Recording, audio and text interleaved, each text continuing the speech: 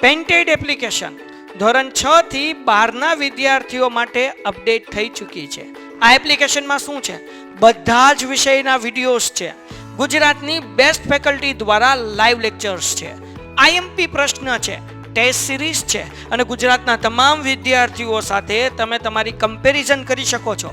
ગેમિફિકેશન છે અને બીજું ઘણું બધું. તો તમે એપ્લિકેશન ડાઉનલોડ ન કરી હોય તો ડિસ્ક્રિપ્શનમાં લિંક આપી છે. હમણાં જ પ્લે સ્ટોર ઉપર જાઓ અને એપ્લિકેશન ડાઉનલોડ કરો.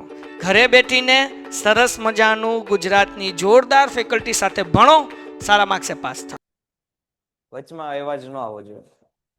11 કોમર્સ વિષય અર્થશાસ્ત્ર. ઉભી થઈ ચાલ ત્યાંથી. તો કોણ બોલ્યું? હાલ ખૂણા બી ચાલ, હાલ ફટાફટ આમ ખૂણા બી જા. વિષય અર્થશાસ્ત્ર, ચેપ્ટર નંબર 6 બજાર, એના વિશે આપણે ચર્ચા કરતા હતા. ચેપ્ટર 6 બજારમાં આપણે જે છે સૌથી પહેલા બજાર કોને કહેવાય એ વિશેની માહિતી આપણે મેળવી. બજાર એટલે શું? તો કે અત્યાર સુધી એવું માનવામાં આવતું બજાર એટલે બે વર્ગને ભેગા કરતું સ્થળ. કયા બે વર્ગ?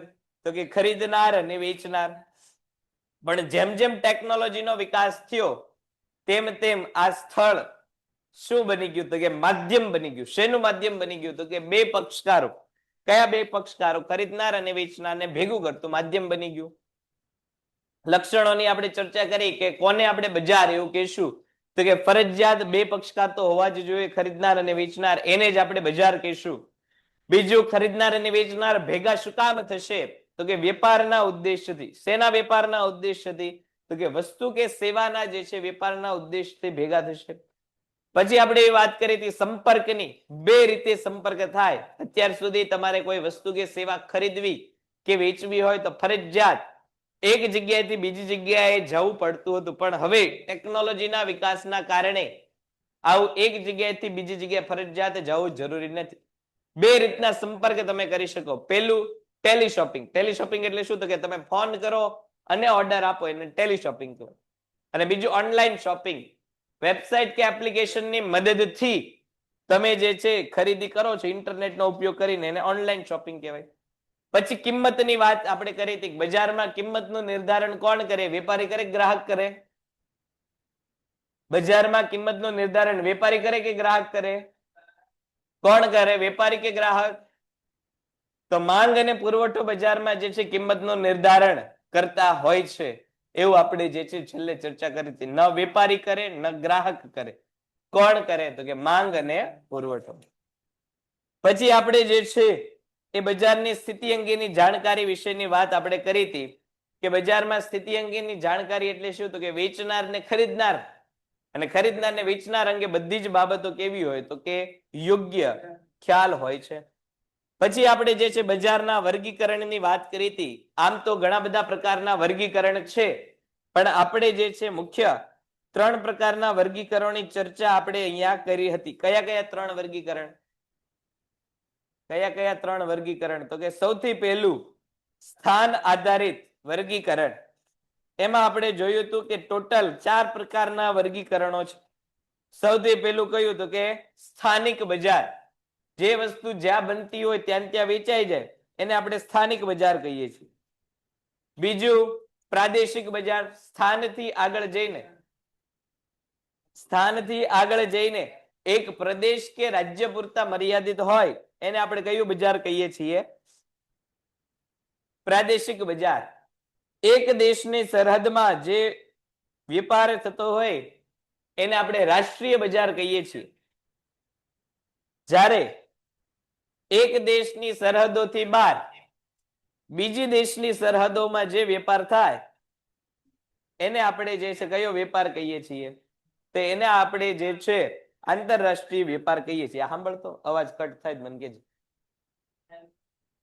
એને આપણે કયો વેપાર કહીએ છીએ? તો કે આંતરરાષ્ટ્રીય વેપાર કહીએ છીએ. બીજો મુદ્દો આપણે જે છે જથ્થા આધારિત વર્ગીકરણની વાત કરી હતી. જથ્થા આધારિત 2 પ્રકારના વર્ગીકરણ, એક છૂટક અને બીજું જથ્થાબંધ બજાર. આપણે સાંકળ અહીંયા દોરીને સમજાતા કે જથ્થાબંધ વેપારીમાં વેપાર ધંધો કેવા પ્રમાણમાં થતો હોય છે? તો કે મોટા પ્રમાણમાં થતો હોય છે. ત્રણ પક્ષકારો હોય. કયા કયા ત્રણ પક્ષકારો હોય? તો કે વેપારી. કયો વેપારી? તો કે છૂટક વેપારી. એનાથી આગળ ઉત્પાદન કરનાર એટલે કે ઉત્પાદક, અને ત્રીજો એટલે કે જથ્થાબંધ વેપારી. ત્રણ પ્રકારના વ્યક્તિઓ હોય. ઉત્પાદક અને છૂટક વેપારીને જોડતી કડી એટલે કયો વેપારી? તો કે જથ્થાબંધ વેપારી. છૂટક બજારમાં વસ્તુ કે સેવાનું વેચાણ કેવું થતું હોય? તો કે નાના પાયા ઉપર થતું હોય. અહીંયા પણ ત્રણ પક્ષકાર હોય: જથ્થાબંધ વેપારી, છૂટક વેપારી અને ગ્રાહક. જથ્થાબંધ વેપારી અને ગ્રાહકને જોડતી કડી એટલે કઈ? તો કે છૂટક વેપારી. એવું આપણે જે છે છેલ્લે વાત કરી હતી. અને હરીફાઈ વાળું ત્રીજો મુદ્દો. હરીફાઈના આધારે બજારના કેટલા ભાગ પડે? તો કે બે ભાગ પડે. એક પૂર્ણ હરીફાઈ અને એક અપૂર્ણ હરીફાઈ. પૂર્ણ હરીફાઈમાં આપણે એવું જોયું હતું કે વાસ્તવમાં આવું બજાર અસ્તિત્વમાં નથી. આ માત્ર કેવું બજાર છે? સૈદ્ધાંતિક બજાર છે. સમજૂતી માટે આવા બજારનો ઉપયોગ થાય છે. વાસ્તવમાં આવું બજાર અસ્તિત્વમાં નથી. લક્ષણોની વાત આપણે કરી હતી કે અહીંયા અપૂર્ણ બજાર ક્યારે જ અસ્તિત્વમાં આવે કે જ્યારે ખરીદનાર અને વેચનાર કેવા હોય? તો કે અસંખ્ય હોય તો જ તે. પણ વાસ્તવમાં અસંખ્ય વેપારીઓ હોતા નથી. વાસ્તવમાં વેપારી આપણે ગણી શકીએ છીએ. સમાન ગુણી વસ્તુઓ આપણે એવું કીધું હતું કે અહીંયા જે છે વસ્તુઓ કેવી હશે? સમાન ગુણી. સમજૂતી માટે આપણે કૃષિની વાત કરી હતી કે ભાઈ દાખલા તરીકે એક ખેતરના ઘઉં હોય એ મોટે ભાગે કેવા હોય? તો કે એની એની બાજુના કે એની નજીકના બીજા ખેતરના ઘઉં જેવા હોય. એક પ્રકારના ચોખા હોય એવા ને એવા બીજા ચોખા હોય. વસ્તુ કેવી હોય? સમાન ગુણી હોય. પણ વાસ્તવમાં આવું છે ખરા? સમાન ગુણી વસ્તુઓ કૃષિ સિવાય કઈ જોવા મળે છે? નથી મળતી. તમે મોબાઈલ જોવો, ફોર વ્હીલ જોવો, કપડા જોવો, બૂટ જોવો, ઘડિયાળ જોવો, બધી જ વસ્તુઓ કેવી છે? નજીકની અવેજી વસ્તુઓ છે. સમાન ગુણી વસ્તુઓ હોતી નથી. પછી આપણે પેઢીઓની મુક્ત અવર જવરની વાત કરી હતી. નફો થાય એટલે પેઢી કામ કરવા આવે, ખોટ જાય એટલે પેઢી પાછી વહી જાય. બજાર અંગેનું સંપૂર્ણ જ્ઞાન. અહીંયા વેપારીને વસ્તુ કેટલા રૂપિયામાં મળે છે એ ગ્રાહકને ખ્યાલ હોય. ગ્રાહકને કેટલી આવક મળે છે એ વેપારીને ખ્યાલ હોય. પણ વાસ્તવમાં આવું છે ખરા? વેપારીને ગ્રાહકની આવક વિશે કે ગ્રાહકને વેપારીની કિંમતો વિશે ખ્યાલ હોય છે ખરા? નથી હોતો. પણ અહીંયા એવી ધારણા માનવામાં આવે છે. પછી એવું માનવામાં આવે છે કે ઉત્પાદનના સાધનો બધા જ કેવા છે? તો કે ગતિશીલ છે. અને કઈ રીતે ગતિશીલ? તો કે ભૌગોલિક ઉપયોગિતા અને વ્યવસાયની દ્રષ્ટિએ ગતિશીલ છે. એટલે એક જગ્યાએથી સાધન બીજી જગ્યાએ લઈ જઈ શકાય છે. પણ વાસ્તવમાં આવું છે ખરા? જમીન ભૌગોલિક રીતે ગતિશીલ છે ખરા? જમીનનો એક ટુકડો એક જગ્યાએથી ઉપાડીને આપણે બીજી જગ્યાએ લઈ જઈ શકીએ છીએ ખરા? નથી લઈ જઈ શકતા. અને છેલ્લો વાહન વ્યવહાર અંગેનો ખર્ચ. આપણે એવી વાત કરી હતી કે ન્યૂનતમ વાહન વ્યવહાર ખર્ચ માનવામાં આવે છે. ન્યૂનતમ વાહન વ્યવહાર ખર્ચ એટલે શું? તો કે અહીંયા વાહન વ્યવહારનો ખર્ચ ઓછામાં ઓછો થાય એવો માનવામાં આવે છે. કેટલા રૂપિયા આપણે કીધું? તો ઓછામાં ઓછો કેટલો ખર્ચ થાય એવું માનવામાં આવે? અહીંયા 100 રૂપિયા કે 200 રૂપિયા? ઓછામાં ઓછો ખર્ચ અહીંયા વાહન વ્યવહારનો થાય છે. ઓછામાં ઓછો એટલે કેટલો? 100 રૂપિયા કે 200 રૂપિયા? કેટલા રૂપિયા આપણે કીધા હતા? 100 રૂપિયા. કેટલા કીધા હતા? કેટલા કીધા હતા? 100 રૂપિયા કે 200 રૂપિયા? કેટલા રૂપિયા? કેટલા રૂપિયા? કેટલા રૂપિયા?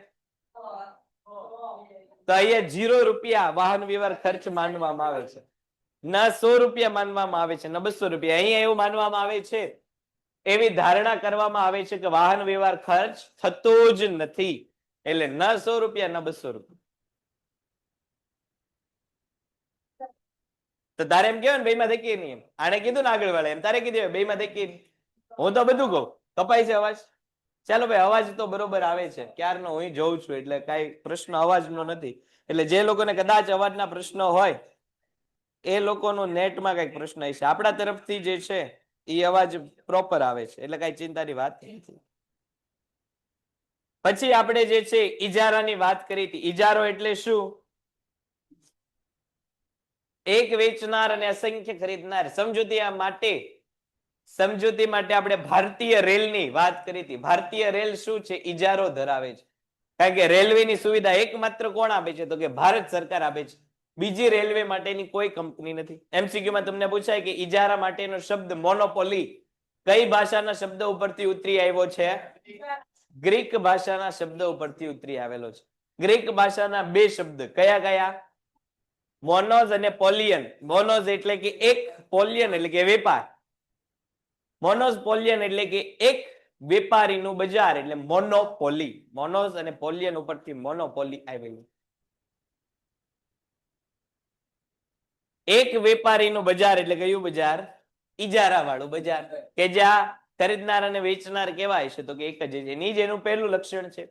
બીજું લક્ષણ એ કે અહીંયા નજીકની અવેજી વસ્તુઓ નથી. આપણે ફોનમાં જોઈએ કે ફોનમાં નજીકની અવેજી વસ્તુ આપણને જોવા મળે. એક ફોનમાં કેમેરો હોય તો એવો ને એવો કેમેરો, પછી ભલે મેગાપિક્સલ આગળ પાછળ હોય પણ કેમેરો જોવા મળે. એક ફોનમાં પ્રોસેસર હોય તો બીજા ફોનમાં પ્રોસેસર જોવા મળે. એક ફોનમાં સ્ક્રીન હોય તો બીજા ફોનમાં સ્ક્રીન જોવા મળે. એકબીજાની નજીકની અવેજી વસ્તુ જોવા મળે. પણ ઈજારામાં એવું કે છે કે અહીંયા નજીકની અવેજી વસ્તુ નથી. ટ્રેનનો તમારે વિકલ્પ જોતો હોય તો દૂરની અવેજી સ્વરૂપે વિમાન, મોટર કાર કે બસ તમને મળે, પણ નજીકની અવેજી નથી. પછી આપણે જે છે નવી પેઢીના અંકુશની વાત કરી હતી કે અહીંયા નવી પેઢીઓ ઉપર શું છે, અંકુશ છે. કઈ કઈ રીતે? તો કે ઘણીવાર કાયદો જે છે વસ્તુ ઉત્પન્ન કરવા ન દેતો હોય, ઘણીવાર તમારી પાસે અનુભવ ન હોય, ઘણીવાર રિસોર્સ ન હોય, પછી કિંમત અથવા વેચાણ પર કાબુ. એમાં આપણે જે છે ઠીક, હવે તો અહીંથી જ તે ચલાવવાનું છે, નજીકની અવેજી વસ્તુનો અભાવ. તે તો હમણાં સમજી ગયા. હાલ, નવી પેઢીઓના પ્રવેશ પર અંકુશ. ચાલો, અહીંયા સુધીમાં પેલા કોઈને કઈ પ્રશ્ન હોય? છેલ્લા લેક્ચરમાં અહીંયા સુધી આપણે અભ્યાસ કર્યો હતો નહીં? છેલ્લા લેક્ચરમાં આપણે અહીંયા સુધી અભ્યાસ કર્યો હતો. કોઈને અહીંયા સુધીમાં પ્રશ્ન હોય તો બોલો. જો પેન્ટેડ એપ્લિકેશન ધોરણ 6 થી 12ના વિદ્યાર્થીઓ માટે અપડેટ થઈ ચૂકી છે. આ એપ્લિકેશનમાં શું છે? બધા જ વિષયના વિડીયોઝ છે. ગુજરાતની બેસ્ટ ફેકલ્ટી દ્વારા લાઈવ લેક્ચર્સ છે. આઈએમપી પ્રશ્ન છે, ટેસ્ટ સિરીઝ છે, અને ગુજરાતના તમામ વિદ્યાર્થીઓ સાથે તમે તમારી કમ્પેરિઝન કરી શકો છો. ગેમિફિકેશન છે અને બીજું ઘણું બધું. તો તમે એપ્લિકેશન ડાઉનલોડ ન કરી હોય તો ડિસ્ક્રિપ્શનમાં લિંક આપી છે. હમણાં જ પ્લે સ્ટોર ઉપર જાઓ અને એપ્લિકેશન ડાઉનલોડ કરો. ઘરે બેઠીને સરસ મજાનું ગુજરાતની જોરદાર ફેકલ્ટી સાથે ભણો, સારા માર્ક્સે પાસ થાઓ. હોય તો હા પાડો, ન હોય તો ના પાડો. અહીંયા સુધીમાં છે કોઈને કઈ પ્રશ્ન? આરક્ષિત એટલે કે આમ ગણો તો કોઈની માટે રિઝર્વ રાખેલું હોય. આ કેમ તારી બેનપણી ન આવી ને તું એમ કે ભાઈ અહીંયા ખુરશીમાં કોઈ બેહવાનું નહીં, ખુરશી આરક્ષિત છે, એક જ વ્યક્તિ બેહીએ. હા, ટૂંકમાં જગ્યા રાખે. ચાલો તો આગળ વધીએ. પછીનો મુદ્દો, નવી પેઢી પર અંકુશ. ખોલી શકાય? શું કામ ન ખોલે? તુંય ખોલી શક. જો રેલવે જેટલા પૈસા તારી પાસે થઈ જાય, તું આખા દેશમાં જમીનો ખરીદી શક, એન્જિન ચલાવી શક, પાટા નાખી શક, તો તુંય રેલવે ખોલી શક. બધા પૈસા હોય તો બધું થઈ શકે.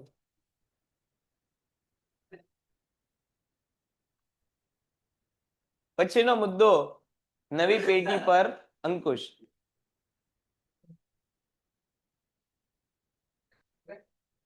હા, નજીકની અવેજી એટલે એકના બદલામાં બીજી વસ્તુ વાપરી શકે. અવેજીનો અર્થ જ એ થાય કે એક વસ્તુ કે સેવાના બદલામાં અન્ય વસ્તુ કે સેવાનો ઉપયોગ. નજીકની એટલે કેવી હશે? તો કે સાવ આપણે જે છે એક વસ્તુ ન હોય તો બીજી વસ્તુ ચલાવી શકીએ. દાખલા તરીકે સાબુ. નાહવા માટે લાઈફ બોય ન મળે, ડેટોલનો સાબુ આપણે વાપરી લઈએ, તો એ કેવી વસ્તુ થઈ ગઈ? નજીકની અવેજી. નવી પેઢીના પ્રવેશ પર અંકુશ. ઇજારાવાળા બજારમાં ઇજારેદાર વિવિધ સ્વરૂપનો ઇજારો ધરાવે છે. આ ઇજારો કેવો હોય છે? તો કે આ ઇજારાને કારણે નવી પેઢીઓ બજારમાં આવશે નહીં. શું કામ નહીં આવે? તો ઘણા બધા બાધિત કરતા પરિબળો છે. કયા કયા? તો કે ભાઈ કુદરતી, કાયદાકીય, અનુભવ, આવડત વગેરે. હવે દાખલા તરીકે હું એવું વિચારું કે પેટ્રોલિયમનો ધંધો મારે ભારતમાં શરૂ કરવો છે, પણ ભારતમાં પેટ્રોલિયમ જ નથી. એનો ઇજારો એકમાત્ર કોની પાસે? તો કે ગલ્ફ કન્ટ્રી, ખાડી દેશો પાસે છે. કારણ કે ત્યાં ઈ કુદરતી સાધન સંપત્તિ પુષ્કળ પ્રમાણમાં મળે છે. તો આ શું કહેવાય? તો કે પેટ્રોલિયમમાં એનો ઇજારો, કે એની પાસે કુદરતી સંસાધન છે તો એ વસ્તુ વેચી શકે છે. આપણી પાસે સંસાધન નથી તો આપણે આવો ધંધો કરી શકીએ નહીં. બીજું કાયદાકીય બાબત, કે ઘણીવાર કાયદો આપણને અમુક વસ્તુ જે છે એ વેચાણ કરવા ઉપર પ્રતિબંધ દાખવતો હોય. દાખલા તરીકે ભાઈ મારા પાસે સારામાં સારી બોમ્બ બનાવવાની ટેકનિક હોય કે એક બોમ્બમાં હું આખું શહેર ઉડાડી શકતો હોઉં, પણ કાયદો પ્રતિબંધિત મને કરી દે કે ભાઈ બોમ્બનું વેચાણ કે ખરીદ વેચાણ ઉત્પાદન તમે ભારતમાં કરી શકશો નહીં. તો મારી ગમે એટલી આવડત હોય, હું એમાં ઇજારો મેળવી શકું? ન મેળવી શકું.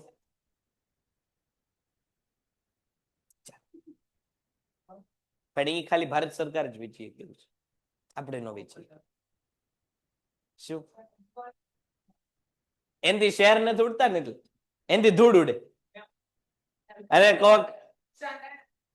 અને કોક અળવિતરા હોય એને સારી એવી જગ્યાએ મૂક્યો હોય તો બીજું બધું ઉડે.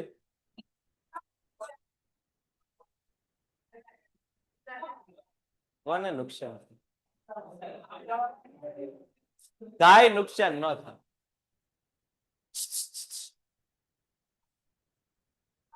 જો દિવાળી મોટે ભાગે ફટાકડા ક્યારે ફોડવાના હોય? દિવાળી. દિવાળી ક્યારે આવે? તો હવે તમે જોશો આ ચોમાસું જશે એટલે હમણાં ભાઈ મૂંગા માટે તમારું કામ કરો. હમણાં આ ચોમાસું જશે એટલે દિવાળીમાં દિવાળીનો તહેવાર આવશે. હવે ચોમાસું એટલે શું? તો કે ચોમાસું એટલે નવીન પ્રકારની જીવ સૃષ્ટિનું ઉત્પન્ન થાય. ચોમાસામાં આપણને ખબર છે, તમે વિજ્ઞાન ભણીને આવ્યા છો, 10મા સુધી તમે વિજ્ઞાન ભણ્યા એટલે તમને ખ્યાલ હશે કે મનુષ્ય જીવ સૃષ્ટિનું ઉત્પન્ન ક્યાંથી થયું? તો કે પાણીથી થયું. અમીબા સ્વરૂપનું એક કોષીય જીવ આવ્યું અને ધીરે ધીરે જે છે પાણીમાંથી વ્યક્તિ જમીન ઉપર જે છે એ આવ્યા. એટલે જ્યાં પાણી વધારે ત્યાં જ તે મનુષ્ય જીવન શક્ય બને. મનુષ્ય નહીં, કોઈ પણ સજીવ સૃષ્ટિનો આધાર કોણ છે? એકમાત્ર પાણી. હવે એ જ પાણી ચોમાસામાં કેવું મળે? તો કે વધારે પ્રમાણમાં મળે.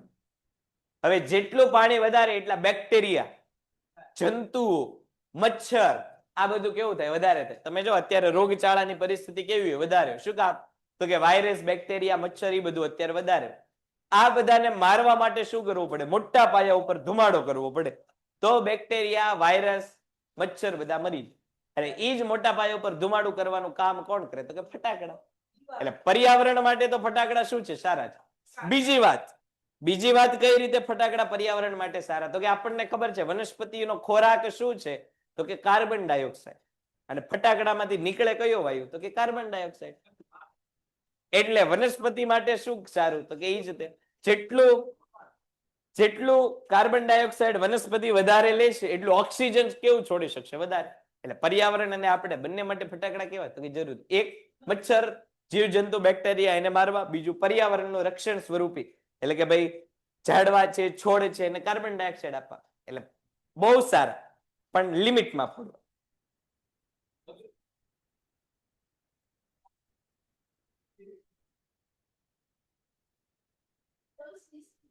ના, ઈ જ મેં વાત કરી કે ઈ જ કામ માત્ર કોની પાસે છે? તો કે સરકારની સંસ્થાઓ જ મોટે ભાગે એવું કામ કરે છે. શું બીજા શું નુકસાન છે એની ચર્ચા આપણે લેક્ચર પૂરો થાય એટલે કરશું. હમણાં ઓનલાઈન વાળાને આવી વાહિયાત વાતો સાંભળવામાં કોઈ રસ નથી. 2 જણા વહી ગયા જો તારી વાતની હિસાબે. 13 હતા, 11 થઈ ગયા. કુદરતી કાયદા અનુભવ કે ઘણીવાર આપણી પાસે જે તે પ્રકારના ધંધો કરવા માટેનો અનુભવ ન હોય તો આપણે ઈજારો કરી શકતા નથી. આવડત ન હોય તો ઈજારો થઈ શકતો નથી. અમુક પ્રકારની વસ્તુઓ, દાખલા તરીકે તમે જો ભાવનગરમાં અનુભવ અને આવડતની વાત કરીએ તો ડાક્ટરી ક્ષેત્રમાં ભાવનગર બહુ સારામાં સારું છે. હવે સારામાં સારા સર્જનની વાત આપણે કરીએ, સારામાં સારા સર્જનની આપણે વાત કરીએ તો જો સૌથી પહેલું નામ કમલેશ શાહ. તમે અહીંયા કાળા નાળા તમે જો તો એ સારામાં સારો સર્જન છે. જો સર્જન ઘણા બધા છે પણ કમલેશ શાહ એક જ છે. શું કામ? તો કે અનુભવ અને આવડત જ. સૌથી પહેલું તમારે કાંઈ પણ ઓપરેશનની વાત આવે એટલે પહેલી પસંદગી લોકો એની કરે. પછી ઓલો બ્રિજેશ શાહ, મગજનો ડોક્ટર, કે કોઈ પણ ગાંડુ વ્યક્તિને એની પાસે લઈને જાવ તો એ હારો થઈ જ જાય. શું કામ? તો કે અનુભવ અને આવડતથી એને ઈજારો મેળવેલો છે. હવે આપણને એમ થાય કે આપણે ડોક્ટર તો આપણે બની જશું. આમાં ઉતર્યા તને એકવાર કીધું ને આમ ખૂણામાં બીજા, હજી બીજા હાવ છેલ્લે અડી જાય એ હમણાં તને કહું. પછીનો મુદ્દો કિંમત અથવા વેચાણ પર કાબુ. હવે અહીંયા કેવું છે કે વેચનાર કોણ હશે? માત્ર એક જ વ્યક્તિ છે. એટલે કિંમત ધારે એવી રાખી શકે. ઉભો થઈ જાય હાલતો ત્યાંથી, ઉભો થઈ જાય ત્યાંથી, ખુરશી લઈ લે ત્યાંથી, અહીંયા આવતો રે બસ. કિંમત અને વેચાણ પર કાબુ. અહીંયા વેચનાર કોણ છે? એક જ વ્યક્તિ છે. જો ઉદાહરણ માટે એવું માનીએ, વાસ્તવમાં નથી પણ ઉદાહરણ માટે માત્ર આપણે એવું માનીએ કે ભાઈ આખા દેશમાં જેટલું સોનું વેચાય, આખી દુનિયામાં જેટલું સોનું વેચાય એનું એકમાત્ર વ્યક્તિ, એક જ વેપારી હોય એવું ઉદાહરણ તરીકે માની, દાખલા તરીકે હું એક જ વ્યક્તિ છું કે આખી દુનિયામાં સોનાની ખાડું મારી એકલા પાસે જ છે, તો જો હું ધારે એ ભાવે સોનું વેચી શકું, અમુક વ્યક્તિને 100 ગ્રામ સોનું મફતમાં આપી દઉં, અમુક વ્યક્તિને 100 ગ્રામ સોનું 100 રૂપિયામાં આપું, અમુકને 500 રૂપિયામાં આપું, અમુકને 1000 રૂપિયામાં આપું. શું કામ? તો કે સોનું જેને લેવું હોય છે એને એકમાત્ર કોની પાસે આવવું પડે? મારી પાસે. મારી સિવાય જે છે કોઈ એનો વેપાર છે નહીં, એટલે હરીફાઈ નથી, એટલે ગમે એવા ભાવ લઈ શકો. બીજું વેચાણ પર કાબુ, કે મારી સિવાય સોનાનું ઉત્પાદન કોઈ કરતું જ નથી, એટલે બજારમાં 1 કિલો સોનું વેચવું, 5 કિલો વેચવું, 10 કિલો વેચવું, 50 કિલો વેચવું, એકમાત્ર આધાર કોના ઉપર છે? મારા ઉપર છે. હું ધારું એટલું જે છે એ વેચાણ સોનાનું કરું. મને એમ થાય કે ભાઈ આજે સોનું વેચવું નથી, આજે દુકાન બંધ કરીને વહી જાઉં, તો મારી સિવાય તો સોનું કોઈની પાસે છે જ નહીં, તો વેચાણ નહીં કરી શકે. એટલે વેચાણ અને કિંમત ઇજારામાં બંને ઉપર જે છે કોનો કાબુ હોય? તો કે જે વેચતો હોય એની ઉપર કાબુ હોય. પણ કિંમત અને વેચાણ ઉપર એક સાથે જે છે એ કાબુ લાવી શકાય નહીં. જો તમારે વેચાણ વધારે કરવું હોય તો કિંમત કેવી રાખવી પડે? ઓછી રાખવી. અને જો તમે કિંમતો વધારશો તો વેચાણ પણ સાથે સાથે કેટલું વધશે? આપણે જો માંગ અને કિંમતના કોન્સેપ્ટમાં ભણ્યા હતા કે 10% ની કિંમતમાં વધારો થાય એટલે માંગ કેટલી વધે? 20%, 30%. કેટલી વધે? વસ્તુની કિંમત 10% વધે તો માંગ 20% વધે કે 30% વધે? હા, 30%. કેટલી વધે? 30%. કેટલી વધે? પ્રશ્ન પૂછ્યો ને, માંગ વધે જ નહીં, ઘટે. ના 20% વધે ના 30% વધે. જો વસ્તુની કિંમત વધે તો તારે કહેવાય ને, એને કીધું એમ કે માંગ વધતી જ નથી, ઘટે છે. તું નથી ભણી ચેપ્ટર? એટલે મેં તને સૌથી પહેલું તને પૂછ્યું, તારે કહેવાય ને ઉભા રહ્યો હું વિચાર લઉં એમ. તો માંગ વધતી જ નથી, ઘટી જાય. તો અહીંયા પણ એવું થાય. દાખલા તરીકે આપણે ભારતીય રેલવેની વાત કરી કે રેલવેનો ઇજારો છે, સરકાર, ભારત સરકાર એક જ તે રેલવે ઉપર કાબુ ધરાવે છે. હવે સરકાર એમ કહેતી હોય, દાખલા તરીકે ભાઈ અહીંથી બોટાદ જવાનો ભાવ, દાખલા તરીકે અત્યારે ભાઈ 40 રૂપિયા ટિકિટ ચાલતી હોય.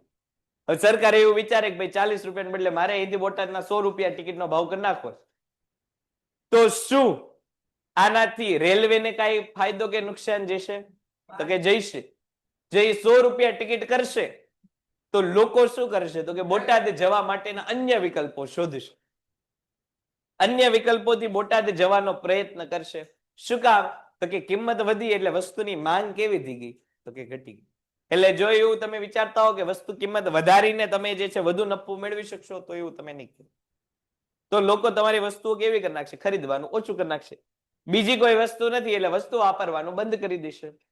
અને જો તમે વેચાણ વધારવા માંગતા હો તો તમારે શું કરવું પડે? કિંમતો ઘટાડી દેવી પડે. દાખલા તરીકે ફેસ્ટિવ સિઝન આવે, ફેસ્ટિવલની સિઝન, મોટે ભાગે હમણાં દિવાળી આવશે, નવું વર્ષ, બેસતું વર્ષ ને એવું બધું આવશે, એટલે 15-20 દિવસ આમ મહિનો ગણીએ તો એ આમ મોજ શોખ વાળો, જલસા વાળો, આમ લાઈન બદ્ધ બધા તહેવારો આવતા હોય.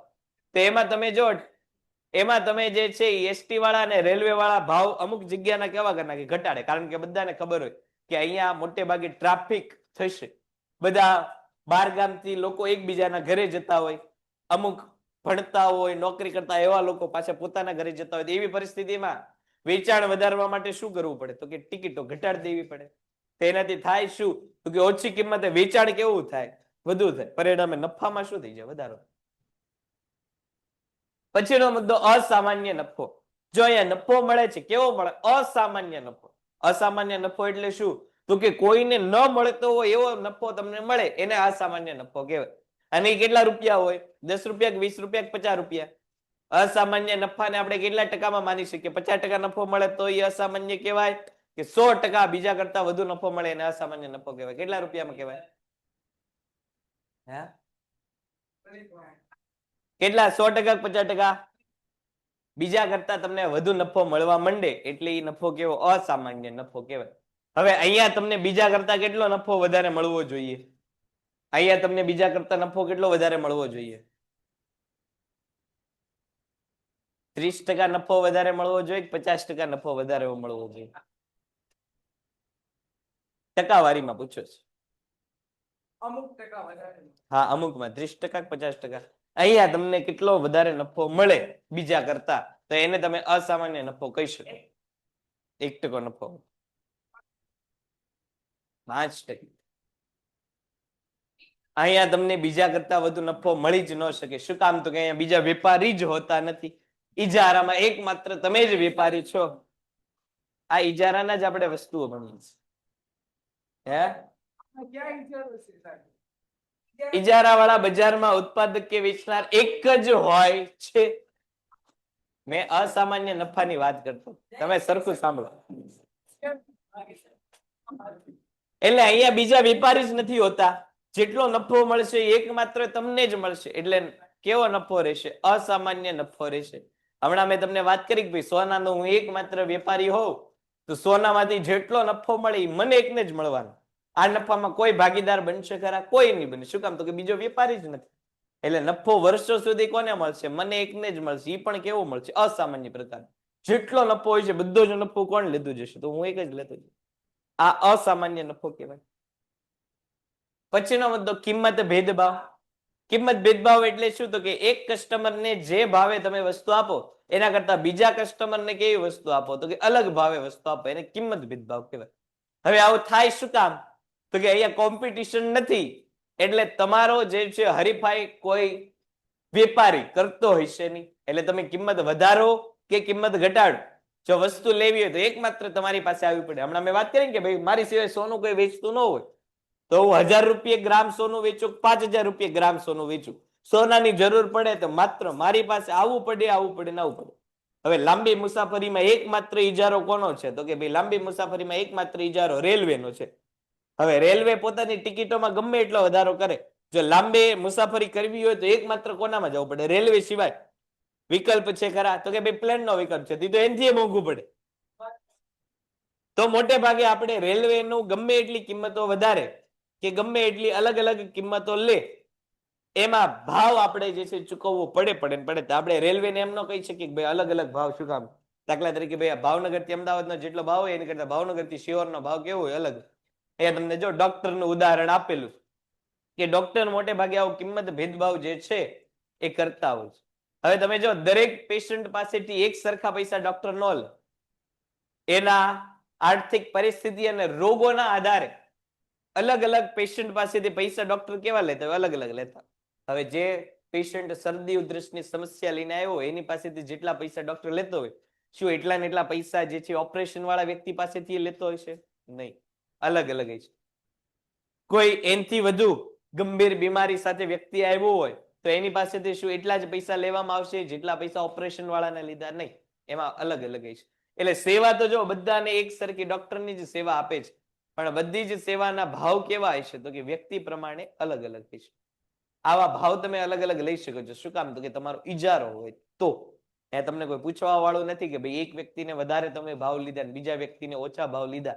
આવું થયું શું કામ? હમણાં આપણે જો ડોક્ટરની વાત કરી, ભાઈ કમલેશ શાહ ડોક્ટર છે, ઓપરેશનમાં નિષ્ણાંત વ્યક્તિ, એમડી અને સર્જન પ્રકારનો વ્યક્તિ. તો એવું જરૂરી નથી કે બધા એક સરખા ઓપરેશન એક સરખા જ પૈસા લે. કોઈક રિલેટિવ આવે ફ્રીમાં ઓપરેશન કરી નાખે, આપણે એનો એવું કહેવાય છે કે ભાઈ એનું તમે ફ્રીમાં કરી દો, હાલો મારું ઓપરેશન ફ્રીમાં કરો. નોય કરે, એ એની ઈચ્છા છે, એનો ઈજારો છે. પછીનો અને છેલ્લો મુદ્દો પેઢી જ ઉદ્યોગ. હવે પેઢી અને ઉદ્યોગમાં ફેર શું? એ તમને ઘણી વાર પૂછાય. 1 માર્કના પ્રશ્નમાં તમને પૂછાય કે પેઢી અને ઉદ્યોગમાં ફેર શું? સીધો બીજો તો પેઢી અને ઉદ્યોગમાં ફેર શું? એ તમને 1 માર્કમાં પૂછાય. કોને પેઢી કહેવાય અને કોને ઉદ્યોગ કહેવાય? એક જગ્યાએ બોટલ ફરી એટલે મજા નહીં આવે. આપી દે પાછી આપી દે બોટલ. એમ પેઢી અને ઉદ્યોગમાં ફેર શું? કોને પેઢી કહેવાય કોને ઉદ્યોગ કહેવાય? બોલો, તમને ખ્યાલ છે? હે, અહીંયા ધંધાકીય પેઢીની વાત છે. એક જ મિનિટ બોલો. તને એમ કહી દીધું વાંચીને બોલો.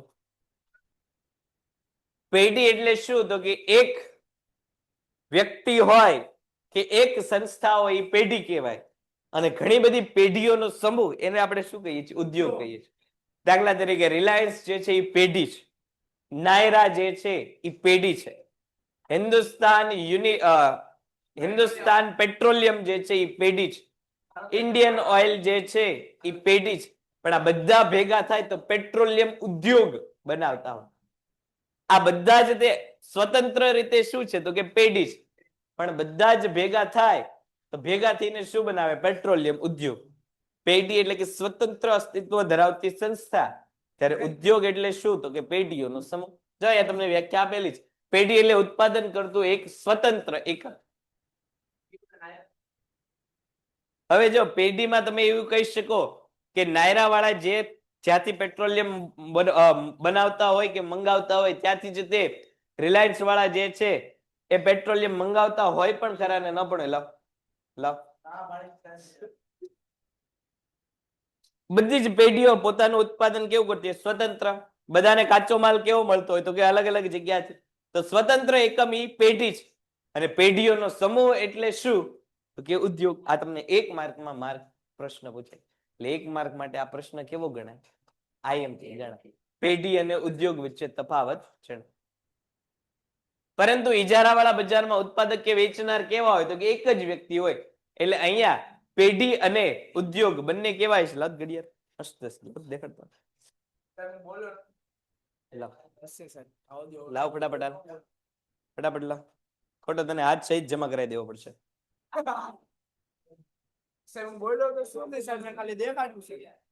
લાવ લાવ જેન્યુઇન લાવ લાવ લાવ ફટાફટ. સાહેબ ને એક તો ગિફ્ટ મળી જ તી કાળી આપી દીધી. બસ હવે આ લેતા જવાની. તારી ક્યાં છે? ચિંતા એની કરવાની. આ બસ તો સાહેબ ની વાત લઈ લે. કાંઈ વાંધો. અહીંયા ઉત્પાદક અને વેપારી કેવો હોય તો કે એક જ વ્યક્તિ હોય. એટલે પેઢી અને ઉદ્યોગ એકમાત્ર બજાર. કયું બજાર? એકમાત્ર બજાર. કયું બજાર તો કે ઇજાર. એમાં જ તે પેઢી અને ઉદ્યોગ કેવાય છે? એક સરખાય છે.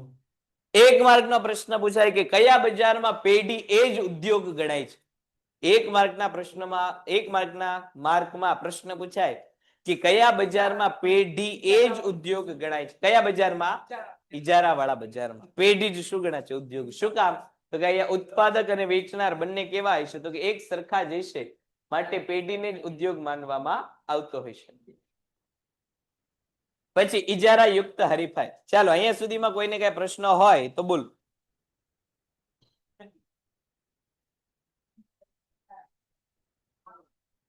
અહીંયા સુધીમાં કોઈને કઈ પ્રશ્ન હોય તો બોલ.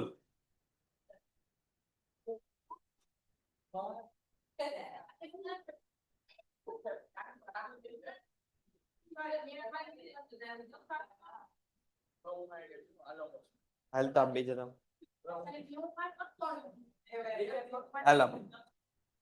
હાલ આજ તું ઉભો રહેજો.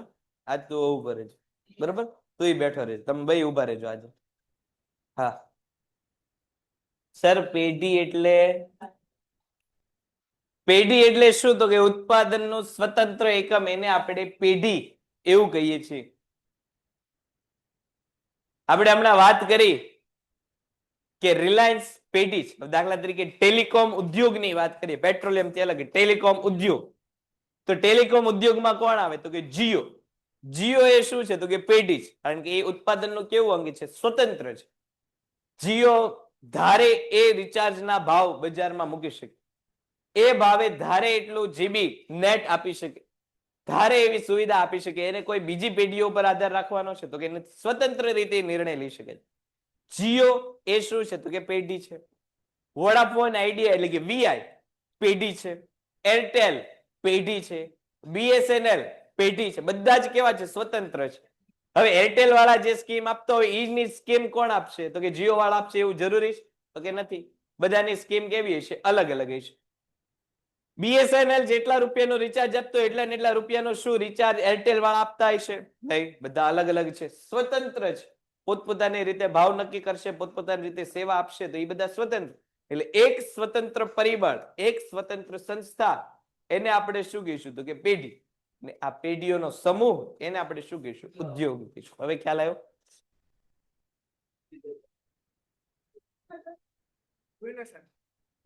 ઇજારો એટલે શું તો કે ઇજારો એટલે એક વેચનાર હોય અને અસંખ્ય ખરીદનાર હોય એને ઈજારો કહેવાય ને ક્યારનું ઈ જ ચાલતું હતું. ચાલ હવે કોઈને કઈ પ્રશ્ન હોય તો બોલ.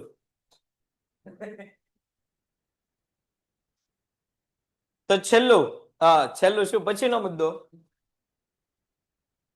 ઈજારા યુક્ત હરીફાઈ. જો આ બજાર જે છે આમ ગણો તો સમજવાનું સૌથી સરળ બજાર. અહીંયા બે પ્રકારના બજારનું સહ અસ્તિત્વ જોવા મળશે. કયા બે બજાર?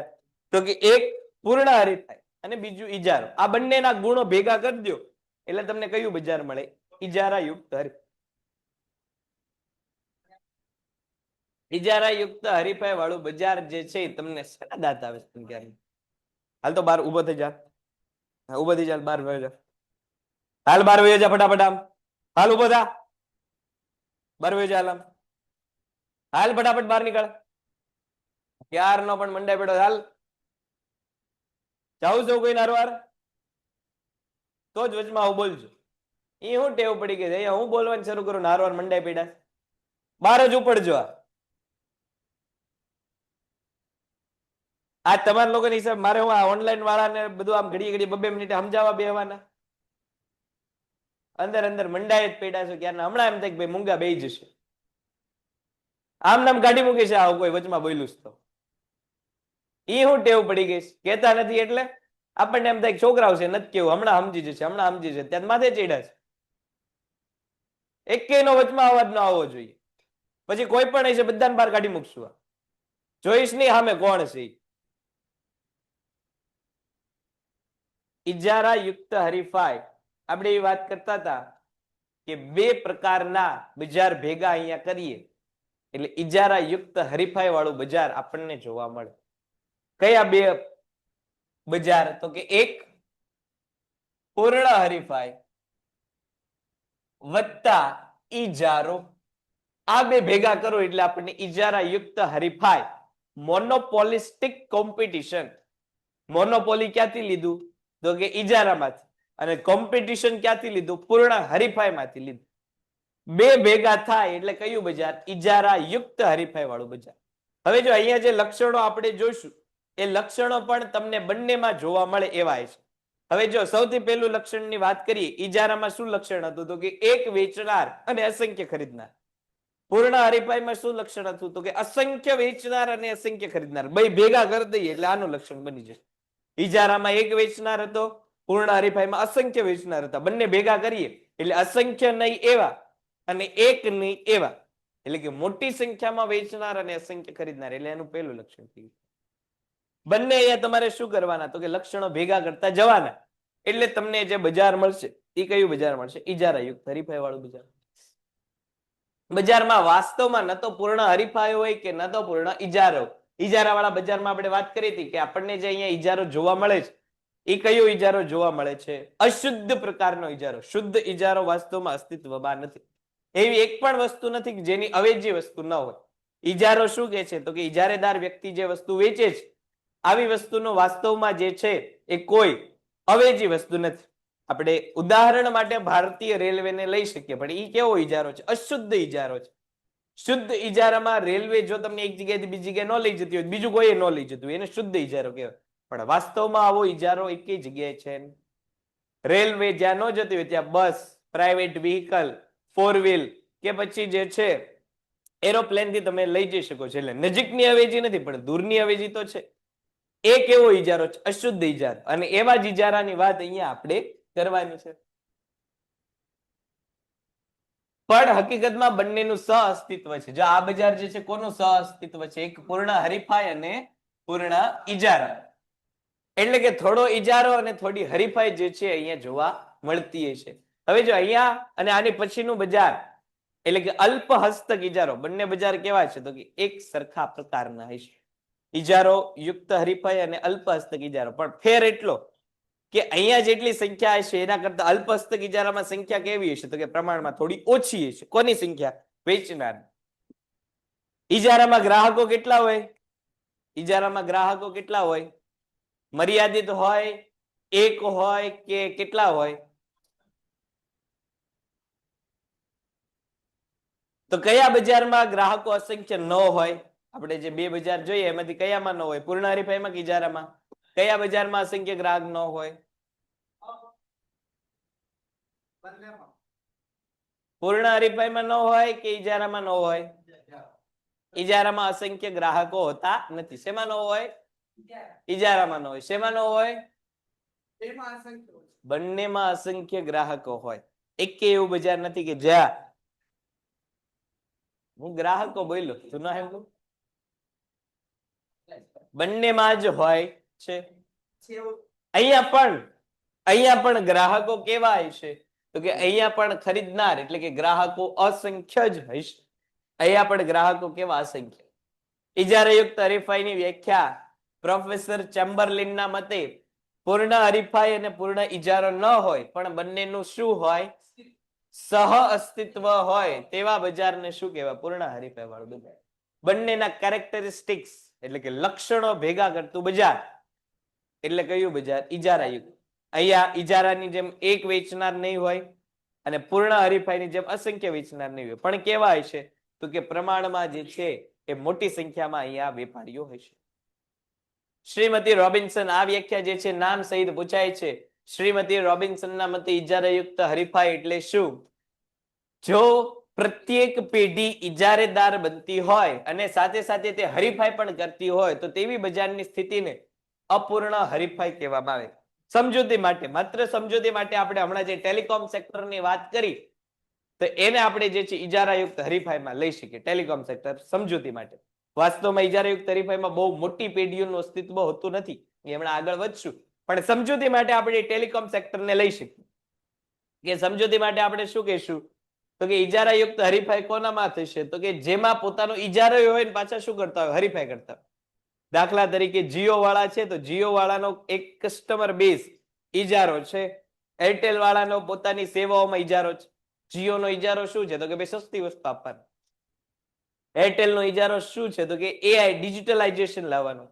વીઆઈ નો ઇજારો શું છે? તો કે ભાઈ સ્માર્ટ અને સ્ટ્રોંગ નેટવર્ક આપવાનો. તો જો બધાના પોતપોતાના ઇજારા છે. સાથે સાથે બધી કંપનીઓ શું કરે છે? તો કે હરીફાઈ પણ કરે છે.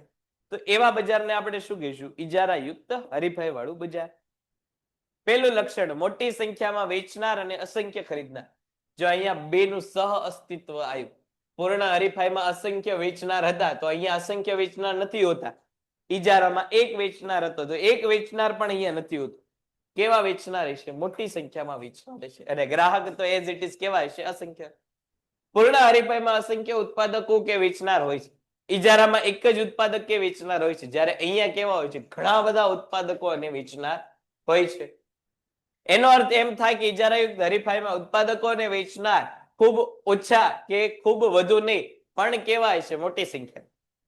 ન ગણી શકાય એવો એક વ્યક્તિ હશે કે ન ગણી શકાય એવા અસંખ્ય વ્યક્તિ હશે. મોટી સંખ્યામાં ગણી શકાય એવા હોય. દાખલા તરીકે ભાવનગરમાં કાપડ ઉદ્યોગની વાત કરીએ તો એમાં જે છે કપડાના ઉદ્યોગો, ભાવનગરમાં દુકાનો એ બધી કેવી છે? ઇજારાયુક્ત હરીફાઈ. નાની નાની પેઢીઓ છે પણ બધા પેઢીઓના કામ કેવા છે? તો કે પોતાના ઇજારા વાળા. તમે જો દાખલા તરીકે આ ભગવતી બુટીક શોપ વાળો છે તો એનો ઇજારો છે. શું છે? તો કે ભાઈ નવી પેદાશ આપવાનું. બજારમાં તમે જય ભારત દુકાન છે ત્યાં જાઓ તો એનો ઇજારો છે ટ્રેડિશનલ કપડાનો. પછી અહીંયા સ્ટાર્ટિંગમાં ચલો જેક એન્ડ જીલમાં તમે જાઓ તો વેસ્ટર્ન ડિઝાઇનમાં એનો ઇજારો છે. બધા વેચાણ કોનું કરે છે? કપડાનું. તે પણ બધા અલગ અલગ ઇજારા વાળા છે. તો આ બજારને કેવું કહેવાય? તો કે ઇજારા યુક્ત હરીફાઈ વાળું બજાર. બધા કપડા જ વેચે છે પણ અલગ અલગ સેગમેન્ટમાં પોતાની જે છે પકડ ધરાવે છે. તો આવા બજારને આપણે ઇજારાયુક્ત હરીફાઈ કહીશું. વસ્તુ વિભિન્નતા. અહીંયા વસ્તુ જોવા મળશે. કેવી જોવા મળશે? વિભિન્નતા. પૂર્ણ હરીફાઈમાં આપણે એવું જોયું હતું કે પૂર્ણ હરીફાઈમાં વસ્તુઓ કેવી હોય? સમાન ગુણી હોય. એટલે એક વસ્તુ જેવી હોય એવી ને એવી જ બીજી વસ્તુ વેચાતી હોય, એવી ને એવી ત્રીજી વસ્તુ વેચાતી હોય. આપણે ઘઉં ચોખાનું ઉદાહરણ, બાજરાનું ઉદાહરણ લીધું કે મોટે ભાગે ખેતરમાંથી ઘઉં ચોખા બાજરા મળે બધા કેવા હોય? તો એક પ્રકારના રંગરૂપ, આકાર, કદ, સ્વાદ બધા એક સરખા. ઇજારામાં આપણે એવું જોયું હતું કે અવેજી વસ્તુઓ હોતી જ નથી. એટલે એક જે વસ્તુનું વેચાણ કરો છો એવી ને એવી બીજી વસ્તુ હોતી જ નથી. એને ઇજારો કહે. અહીંયા વસ્તુઓ હોય છે પણ કેવી હશે? વિભિન્નતા વાળી વસ્તુ હોય છે. અહીંયા તમને નજીકની નહીં પણ દૂરની અથવા તો અમુક અંશે એક સરખી હોય પણ આમ વિવિધતા હોય. શેમાં શેમાં? વિવિધતા તો કે વસ્તુના સ્વરૂપ, ગુણધર્મ, ગુણવત્તા વગેરેમાં વિભિન્નતા જોવા મળે. દાખલા તરીકે પરફ્યુમનું બજાર. પરફ્યુમ તમે જો મોટા ભાગનું પરફ્યુમનું કામ શું છે? સુગંધ આપવાનું કામ. પણ અહીંયા તમને વસ્તુમાં વિભિન્નતા જોવા મળશે. અમુકની બોટલો તમને નાની જોવા મળે, અમુકની બોટલો મોટી જોવા મળે. અમુક જે છે એ હાર્ડ ફ્રેગ્રન્સ આપતા હોય એટલે લગાડે ને બાજુવાળાને માથું ફરી જાય એવું પરફ્યુમ. અમુક સોફ્ટ ફ્રેગ્રન્સ વાળા હોય કે રૂમમાં એન્ટર થઈને આપણને જે છે એ ગમે એવો ખરાબ મૂડ હોય ને સુગંધથી આપણને જે છે એ પ્રફુલ્લિત થઈ જઈએ. અમુક જે છે આલ્કોહોલ બેઝ પ્રમાણમાં જે છે એ પરફ્યુમ વેચતા હોય, અમુક નેચરલ ઇન્ગ્રેડિયન્ટ્સ વાળા જે છે પરફ્યુમ વેચતા હોય. તો જો બધા છે તો પરફ્યુમ જ તે, પણ બધી વસ્તુઓમાં શું છે તો કે ફેરફાર છે. તો એને જે છે આપણે શું કહી શકીએ તો કે વસ્તુ વિભિન્ન.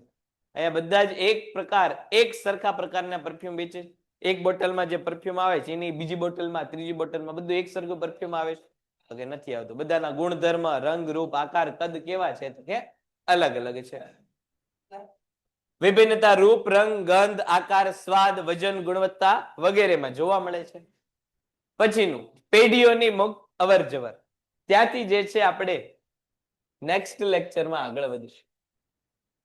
અહીંયા સુધીમાં કોઈને કઈ પ્રશ્ન હોય તો બોલો. બેઠો એક જ મિનિટ. અહીંયા સુધીમાં કોઈને કઈ પ્રશ્ન હોય તો બોલો. કોઈ વાંધો નહીં. ચાલ તો કાલે જે છે આપણે એકાદ બે આલેખ પેલા જોઈશું. બીજા પેલા Painted Painless Learning.